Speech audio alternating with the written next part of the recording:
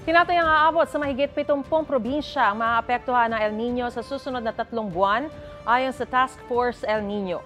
Sa ngayon, 67 probinsya na raw ang apektado, 6 ang nasa state of calamity.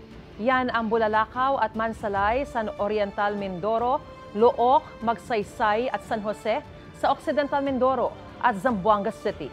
Tumaas na rin ang mga kaso ng diarrhea sa Paluan, Occidental Mindoro dahil sa kakulangan ng malinis na tubig. Ayon sa Department of Agriculture, nasa 1.75 billion pesos na ang pinsala ng El Nino sa agrikultura. Mga kapuso, para una ka sa mga balita, mag-subscribe sa GMA Integrated News sa YouTube. Sa mga kapuso abroad, subaybayan niyo po kami sa GMA Pinoy TV at sa www.gmanews.tv.